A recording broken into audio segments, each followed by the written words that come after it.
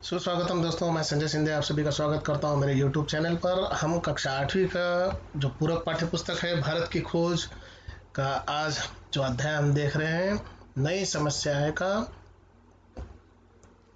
अध्याय 5वां भाग 3 देख रहे हैं। तो चलिए जल्दी से शुरू करते हैं हमारे इस वीडियो को। प्रभुत्व के लिए मराठों और अंग्रेजों के बीच संघर्ष, अंग्रेजों की विजय। सन 1707 में औरंगजेब की मृत्यु के बाद 100 वर्ष तक भारत पर अधिकार करने के लिए विविध रूपों में संघर्ष चलता रहा। 18वीं शताब्दी में भारत पर अधिकार के 4 दावेदार थे।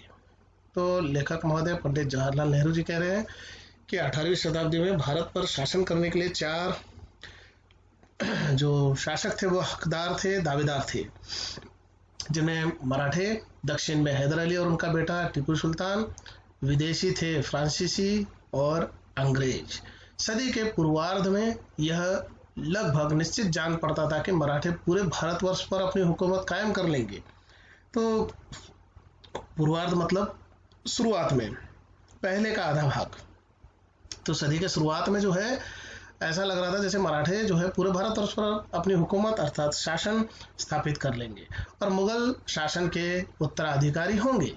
कोई शक्ति इतनी मजबूत नहीं रह गई थी कि उनका सामना कर सके और उस समय कोई दूसरा सशक्त शासक दिखाई नहीं दे रहा था। ठीक उसी समय 1739 उत्तर पश्चिम में एक नया बवंडर उठ खड़ा हुआ और ईरान का नादिर शाह दिल्ली पर टूट पड़ा। उसने बड़ी मारकाट और लूटपाट मचाई और अपने साथ बेशुमार दौलत ले गया, जिसमें प्रसिद्ध तख्त ताउस भी था। दिल्ली के शासक कमजोर और नपुंसक हो चुके थे और मराठों से नादिर शाह की टकराहट नहीं हुई। उसके हमले से मराठों का काम आसान हो गया। वे बाद के वर्षों में पंजाब में भी फैल गए। एक बार फिर ऐसा लगा कि भारत मराठों के अधीन हो जाएगा। तो इस प्रकार की स्थितियां तैयार हुई जिसमें कि मराठे बड़े सशक्त शासक के रूप में उभर कर सामने आए। नादिर शाह के आक्रमण से दिल्ली के मुगल शासकों का अधिकार और राज्य का रहा सहा दावा भी खत्म हो गया। जिस किसी के पास उन्हें नियंत्रित करने की शक्ति होती, वे उसी के हाथ की कठपुतली भर रह जाते। अब जो यहाँ पर जो नादिर शाह जो तख्ते ताउस ले गया था, जो शाहजहां द्वारा बनाया गया था, वो सोने चांदी और हीरे जवाहरातों से जड़ित था और बड़ा बहुमूल्य था, जैसे कि वो लेकर चला गया। और यहाँ पर जो स्थिति ऐसी हो गई थी कि बाकी जो शासक है वो उसके हाथ की कठपुतली हो गए, मतलब उसके हाथों में उसके इशारों से चलने वाले बनकर रह गए थे।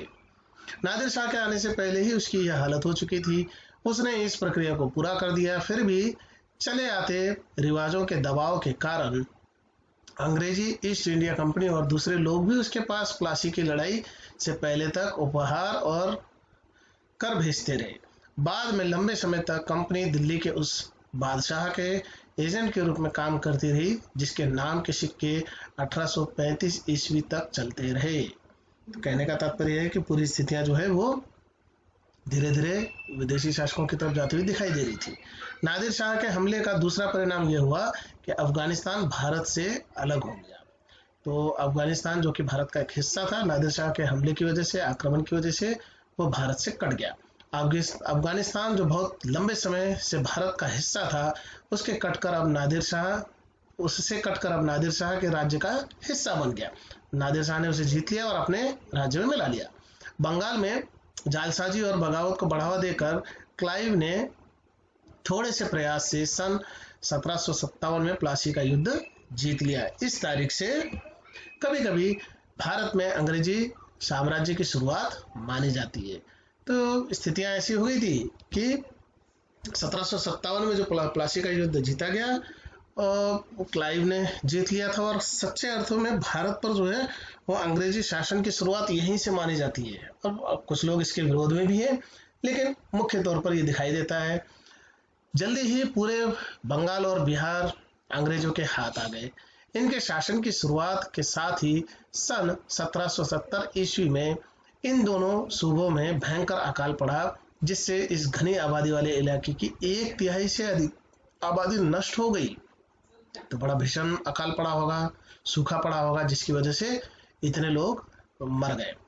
दक्षिण में अंग्रेजों और फ्रांसीसियों के बीच संघर्ष, जो विश्वव्यापी युद्ध का ही एक हिस्सा था, अंग्रेजों की विजय में समाप्त हुआ और भारत से फ्रांसीसियों का लगभग नामो निशान मिट गया।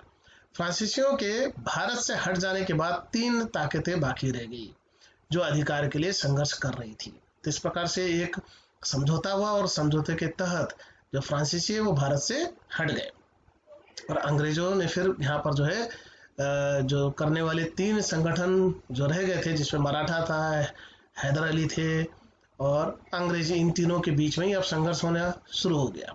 बाकी रह गई थी फ्रांसीसियों के भारत से हट जाने के बाद तीन ताकतें बाकी रह गई जो अधिकार के लिए संघर्ष कर रही थी। मराठा संगठन, दक्षिण में हैदर अली और अंग्रेज, प्लासी में उनकी जीत और बंगाल और बिहार में फैलने के बावजूद भारत में ऐसे लोगों की संख्या बहुत कम थी जो अंग्रेजों को ऐसी शक्ति के रूप में देखते हों जिसकी नियति में पूरे भारत पर राज्य करना हो। अब भी सबसे पहला स्थान मराठों को ही दिया जाता था। वे सारे पश्चिम और मध्य भारत में यहाँ तक कि दिल्ली तक फैले हुए थे और उनका साहस और युद्ध करने की योग्यता प्रसिद्ध थी। हैदर अली और टीपू सुल्तान भी विकट विरोधी थे जिन्होंने अंग्रेजों को बुरी तरह हराया था और ईस्ट इंडिया कंपनी की शक्ति को लगभग खत्म कर दिया था, पर वे दक्षिण तक ही सीमित रहे और पूरे भारत पर उनका कोई प्रत्यक्ष प्रभाव नहीं पड़ा। हैदर अली एक अद्भुत व्यक्ति और भारतीय इतिहास का उल्लेखनीय व्यक्तित्व था। उसका आदर्श किसी हद तक राष्ट्रीय था और उसमें कल्पनाशील नेता के गुण थे। मैसूर में टीपू सुल्तान को अंग्रेजों ने अंततः 1799 में ईस्वी में पराजित कर दिया और इस तरह मराठों और अंग्रेजों की ईस्ट इंडिया कंपनी के बीच आखिरी मुकाबले के लिए मैदान साफ हो गया। तो बाद में जब टीपू सुल्तान जो अंग्रेजों से हार गया तो उसके बाद उसके जो कट्टर विरोधी रह गए थे अंग्रेजों के, उसमें अब सिर्फ मराठे ही बाकी रह गए थे क्योंकि हैदर अली का पुत्र जो है वो टीपू सुल्तान, उसके हार जाने के बाद अब एक ही बड़ा शत्रु बाकी रह गया था और वो थे मराठे। लेकिन मराठा सरदारों के बीच आपसी वैर था और अंग्रेजों ने उनसे अलग अलग युद्ध करके उन्हें पराजित किया। उन्होंने 1804 ईस्वी में आगरा के पास अंग्रेज को बुरी तरह हराया, लेकिन 1818 ईस्वी तक आते आते मराठा शक्ति अंतिम रूप से कुचल दी गई और उन बड़े सरदारों ने जो मध्य भारत में उनका प्रतिनिधित्व कर रहे थे ईस्ट इंडिया कंपनी की अधीनता स्वीकार कर ली। इस प्रकार से धीरे धीरे जो है 1818 तक आते आते जो अंग्रेज 1804 में हार गए थे, 1818 तक आते आते आपसी फूट का फायदा उठाकर अंग्रेजों ने भारत पर कब्जा कर लिया। अंग्रेज इसके बाद भारत के अधिकांश भाग के शासक हो गए और वे देश पर सीधे या फिर अपने अधीनस्थ राजाओं के माध्यम से शासन करते थे। तो अंग्रेजों की एक नीति थी, वो सीधे शासन बहुत कम करते थे, स्थानीय राजाओं को ही अपने हाथ की कठपुतली बनाकर अपने इशारों पर नचवाते थे और शासन करते थे। हमें बार बार याद दिलाया जाता है कि अंग्रेजों ने भारत को अव्यवस्था और अराजकता से बचाया। यह बात इस हद तक सही है कि उन्होंने उस युग के बाद, जिसे मराठों ने आतंक का युग कहा है, सुव्यवस्थित शासन कायम किया। लेकिन इस अव्यवस्था और अराजकता कुछ दूर तक ईस्ट इंडिया कंपनी और भारत में उनके प्रतिनिधियों की नीति के कारण ही फैली थी। यह कल्पना भी की जा सकती है कि अंग्रेजों की सहायता के बिना भी संघर्ष की समाप्ति के बाद शांति और व्यवस्थित शासन की स्थापना हो ही सकती थी। तो यहाँ पर लेखक अपना विचार व्यक्त कर रहे हैं और कह रहे हैं कि जो आरोप हम पर लगते हैं कि उस समय जो अराजकता थी, अराजकता अर्थात क्या होता है कि ऐसी व्यवस्था जो गलत है, गलत नीतियों की व्यवस्था से चल रही है, जिस पर किसी का नियंत्रण नहीं है और जो अव्यवस्थित होकर चल रही है। इस प्रकार की नीतियों का जो है वातावरण जो फैल गया था उसे अंग्रेजों ने दूर किया है। तो ये एक सोच थी जो अंग्रेजों की सहायता के बिना इस प्रकार उसे समाप्त नहीं किया जा सकता और शांति स्थापित नहीं हो सकती। रंजीत सिंह और जय सिंह, आतंक के इस दौर में जनता सामान्यतः त्रस्त और पस्त जरूर थी। त्रस्त अर्थात दुखी और पस्त अर्थात जिनकी शक्ति समाप्त हो गई है और जो हार गए। पर अनेक व्यक्ति ऐसे अवश्य रहे होंगे जो उस समय सक्रिय नई शक्तियों को समझना चाहते होंगे, लेकिन घटनाओं की बाढ़ ने उन्हें दबा दिया और उनका कोई प्रभाव न पड़ सका। ऐसे व्यक्तियों में जिनमें जिज्ञासा भरी हुई थी, महाराणा रंजीत सिंह थी। वे जाट सिख थे। उन्होंने पंजाब में अपना साम्राज्य कायम किया था। बाद में यह साम्राज्य कश्मीर और सरहदी सूबे तक फैल गया। अपनी कमजोरियों के बावजूद वह एक अद्भुत शक्ति था। वह अत्यंत मानवीय था। उसने एक राज्य और शक्तिशाली सेना का निर्माण किया। फिर भी वह खूब खून खराबा पसंद नहीं करता था। जब इंग्लैंड में छोटे मोटे चोर उचक्कों को भी मौत की सजा भोगनी पड़ती थी, उसने मौत की सजा बंद कर दी। चाहे जुर्म कितना ही बड़ा हो, युद्ध के सिवाय उसने कभी किसी की जान नहीं ली। गर्चे उसकी जान लेने की कोशिश एकाधिक बार की गई, उसका शासन निर्दयता और दमन से मुक्त था। तो रंजीत सिंह जो है वो बड़े ही लोकतांत्रिक तरीके से अपना शासन चलाता था। एक दूसरा और मृत्यु दंड पर उसका विश्वास बिल्कुल नहीं था। एक दूसरा पर कुछ और ही ढंग का भारतीय राजनेता राजपुताने में जयपुर का सवाई जय सिंह था। उसका समय कुछ और पहले था और उसकी मृत्यु सन 1743 ईस्वी में हुई थी। वह औरंगजेब की मृत्यु के बाद होने वाली उथल पुथल के समय हुआ था। वह इतना चतुर और अवसरवादी था कि एक के बाद एक लगने वाले धक्कों और परिवर्तनों के बावजूद बचा रहा। तो रंजीत सिंह की भी इस जगह पर जानकारी लेखक महोदय दे रहे हैं, जय सिंह की भी जानकारी दे रहे हैं। तो जय सिंह और रंजीत सिंह के में जो मुख्य फर्क ये था कि रंजीत सिंह वीर थे और जय सिंह जो थे वो अवसरवादी थे। वह बहादुर योद्धा और कुशल राजनयिक तो था ही, इससे बढ़कर वह गणितज्ञ, खगोल विज्ञानी और नगर निर्माण करने वाला था और उसकी दिलचस्पी इतिहास के अध्ययन में थी। तो भले ही वो अवसरवादी रहा हो, लेकिन अच्छा खासा ज्ञान उसका राजनीति में था, गणित में था, भूगोल में था, विज्ञान में था और वास्तुशास्त्र में था। जय सिंह ने जयपुर, दिल्ली, उज्जैन, बनारस और मथुरा में बड़ी बड़ी वेधशालाएं बनवाई। वेधशालाएं क्या होती है? तो जहाँ पर चिकित्सा की सुविधाएं उपलब्ध कराई जाती हैं, वो चिकित्सालय होती हैं, अर्थात अस्पताल। उसने जयपुर नगर बसाया। उसने उस समय के कई यूरोपीय नगरों के नक्शे इकट्ठे किए और फिर अपना नक्शा खुद बनाया। इन पुराने यूरोपीय नगरों के कई नक्शे जयपुर के अजायब घर में सुरक्षित हैं। अब अजायब घर क्या होता है? तो संग्रहालय होता है, जहाँ पर तरह तरह की चीजें इकट्ठा की जाती है। जयपुर नगर की योजना को अब भी नगर निर्माण का आदर्श माना जाता है। लगातार युद्धों और दरबारी षड्यंत्रों के बीच अक्सर खुद उलझे रहने पर भी जय सिंह ने बहुत कुछ किया। जय सिंह की मृत्यु के केवल 4 वर्ष पहले नादिर शाह का आक्रमण हुआ। भारतीय इतिहास के सबसे अधिक अंधकारमय युग में, जब उथल पुथल, युद्ध और उपद्रवों से माहौल भरा था, राजपुताना के ठेठ सामंतीय और वातावरण में जय सिंह ने वैज्ञानिक की तरह उठकर काम किया। यह बात बहुत महत्वपूर्ण है। तो इस प्रकार से जय सिंह की सारी जानकारी यहाँ पर लेखक ने दी है कि किस प्रकार से जय सिंह जो था वो बड़ा वैज्ञानिक तरीके से काम कर रहा था। भारत की आर्थिक पृष्ठभूमि, इंग्लैंड के 2 रूप। अपने आरंभिक दिनों में ईस्ट इंडिया कंपनी का मुख्य काम था भारतीय माल लेकर यूरोप में व्यापार करना। तो यहाँ से कच्चा माल लिया जाता था और यूरोप भेज दिया जाता था और वहाँ जो है उस कच्चे माल का रूपांतरण एक अच्छी वस्तुओं में, चीजों में किया जाता था और फिर से लाकर भारत में बेचा जाता। कंपनी को इससे बहुत लाभ हुआ। भारतीय कारीगरों और शिल्पियों की कारीगरी इस स्तर की थी कि वे इंग्लैंड में उत्पादन के उच्चतर तकनीकों का बड़ी सफलता से मुकाबला कर सकते थे। जब इंग्लैंड में मशीनों का युग शुरू हुआ, उस समय भी भारतीय वस्तुएं इतनी बहुतायत से वहां भरी रहती थी कि भारी चुंगी लगाकर और कुछ चीजों का तो आना बंद करके रोकना पड़ा। तो चुंगी जो होता है वो एक प्रकार का कर होता है, तो कर भरकर जो है चीजों को ले जाना पड़ता था। तो इससे क्या हो गया कि कुछ चीजों पर ज्यादा टैक्स लगा दिया, कर लगा दिया और कुछ चीजों को जबरदस्ती बंद कर दिया गया विदेशों में बेचने के लिए। पर यह बात स्पष्ट है कि भारत का अर्थतंत्र चाहे जितना विकसित रहा हो, वह बहुत दिनों तक उन देशों के माल से मुकाबला नहीं कर सकता था जिसका औद्योगिकरण हो चुका था। जो मशीनों के द्वारा निर्माण किया जा रहा है वो औद्योगिकरण है। औद्योगिकरण में क्या होता है कि तरह तरह चीजों का उत्पादन जो है मशीनों की मदद से किया जाता है। आवश्यक हो गया कि या तो वह अपने यहाँ कल कारखाने लगाए या विदेशी आर्थिक घुसपैठ के सामने समर्पण करे। तो भारत की स्थिति ऐसी हो गई थी कि एक तो कारखाने स्थापित करे या फिर जो दूसरे लोग कारखाने स्थापित कर रहे हैं उनके सामने समर्पण कर दे और अपना व्यवसाय खुद बंद कर दे, जिसका आगे परिणाम होता राजनीतिक हस्तक्षेप। हुआ यह कि विदेशी राजनीतिक हुकूमत ने यहाँ पहले आकर बड़ी तेजी से उस अर्थतंत्र को नष्ट कर दिया जिसे भारत ने खड़ा किया था, और उसकी जगह कोई निश्चित और रचनात्मक चीजें सामने नहीं आई। ईस्ट इंडिया कंपनी सर्वशक्तिमान थी। व्यापारियों की कंपनी होने के कारण वह धन कमाने पर तुली हुई थी।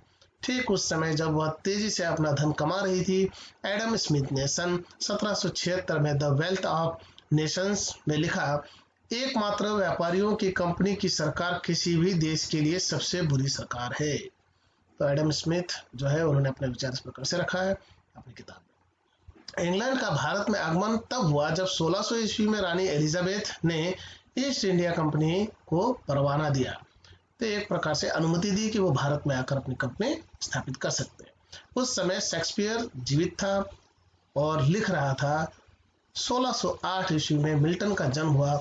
उसके बाद हैम्पडेन और कॉमवेल सामने आए और राजनीतिक क्रांति हुई।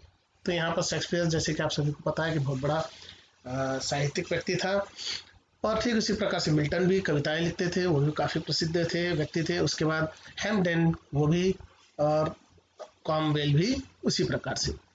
1660 ईस्वी में इंग्लैंड की रॉयल सोसाइटी की स्थापना हुई, जिसने विज्ञान की प्रगति में बहुत हिस्सा लिया। 100 साल बाद कपड़ा बुनने की तेज ढरकी का आविष्कार हुआ, और उसके बाद तेजी से एक एक करके काटने की कला, इंजन और मशीन के करघे निकले। तो जैसे हम लोग देखते हैं कि महात्मा गांधी जो है सूत काटने के लिए चरखा का प्रयोग करते थे, तो उसमें बहुत दिन भर का समय चला जाता था, लेकिन मशीनें जब आ गई तो यह काम मिनटों में होने लगा और बड़ी तेजी से फिर कपड़ा का उत्पादन शुरू हुआ।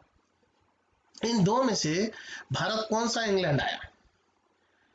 शेक्सपियर और मिल्टन वाला, शालीन बातों, लेखन और बहादुरी के कारनामों वाला, राजनीतिक क्रांति और स्वाधीनता के लिए संघर्ष करने वाला, विज्ञान और तकनीक में प्रगति करने वाला इंग्लैंड, या फिर बर्बर दंड संहिता और नृशंस व्यवहार वाला वह इंग्लैंड जो सामंतवाद और प्रक्रियावाद से घिरा हुआ था? तो लेखक ने दो स्थितियां बताई है जहां पर कि सभी प्रकार की समृद्धि दिखाई दे रही है। एक उस प्रकार से इंग्लैंड था, और दूसरा इस प्रकार से था जो दूसरों का दमन करने पर विश्वास करता था, दूसरों को दबा कर रखने का और दूसरों को बुरी तरह से नष्ट करने वाला। ये इंग्लैंड एक दूसरे को प्रभावित करते हुए साथ साथ चल रहे थे, और इन्हें एक दूसरे से अलग नहीं किया जा सकता। फिर भी यह हो जाता है कि गलत इंग्लैंड गलत भारत के संपर्क में आकर उसे बढ़ावा दे। तो स्थितियां ऐसी हो गई कि भारत में ये स्थितियां जो है दोनों प्रकार के इंग्लैंड, एक तो समृद्धि वाला जिसमें कि राजनीति, साहित्य, विज्ञान, तकनीकी, इन सब का विकास हो रहा है, और दूसरा था जो इंग्लैंड जो दूसरों देशों पर जाकर शासन कर रहा है, उनका दमन कर रहा है, उनको क्षति पहुंचा रहा है, उनका नुकसान कर रहा है। तो ये दोनों इंग्लैंड भारत में आए, लेकिन ज़्यादा बढ़ावा किसको मिला है? इंग्लैंड के दूसरे रूप का, जो कि बहुत बुरा था, उसने भारत पर शासन का काम किया है। संयुक्त राज्य अमेरिका के स्वतंत्र होने का समय लगभग वही है जो भारत के स्वतंत्रता खोने का समय है। तो 1775 के आसपास, जैसे कि हमने देखा था 57 के आसपास हमने देखा था कि भारत पर पहली बार प्लासी की लड़ाई के माध्यम से जो है अंग्रेज भारत में प्रवेश कर चुके थे और अपना शासनकाल उन्होंने प्रारंभ कर दिया था। ठीक उसी प्रकार से ऐसा माना जाता है कि उसी दरमियान कि प्लासी के युद्ध के बाद से लेकर लगभग उसके आसपास, जब अमेरिका 1974-75 के आसपास अमेरिका को स्वतंत्रता मिली, और उस समय का जो समय था वो लगभग एक जैसा था जब भारत स्वतंत्रता खो रहा था और अमेरिका स्वतंत्रता पा रहा था। यह सच है कि अमेरिकियों में बहुत से गुण हैं और हम में बहुत सी कमजोरियां हैं। यह भी सच है कि अमेरिका में नई शुरुआत के लिए बिल्कुल अनछुआ और साफ मैदान था, जबकि हम प्राचीन स्मृतियों और परंपराओं से जकड़े हुए थे। फिर भी इस बात की कल्पना करना कठिन नहीं है कि यदि ब्रिटेन ने भारत में यह बहुत भारी बोझ नहीं उठाया होता जैसा कि उन्होंने हमें बताया है, और लंबे समय तक हमें स्वराज्य करने की वह कठिन कला नहीं सिखाई होती जिससे हम इतने अनजाने थे, तो भारत न केवल अधिक स्वतंत्र और अधिक समृद्ध होता, बल्कि विज्ञान और कला के क्षेत्र में और उन सभी बातों में जो जीवन को जीने योग्य बनाती है, उसने कहीं अधिक प्रगति की होती। तो लेखक कह रहा है कि जैसा कि अंग्रेज कहते हैं कि हमने शासन करने की कला भारत को सिखाई है, तो वो अगर उस समय अगर अंग्रेजों ने नहीं किया होता तो शायद भारत और अधिक समृद्ध और विज्ञान में और दूसरे क्षेत्रों में अपनी प्रगति अधिक मात्रा में कर सकता था। तो चलिए रुकते हैं यहाँ पर हम। आप सभी का धन्यवाद, मिलते हैं एक और नए वीडियो के साथ।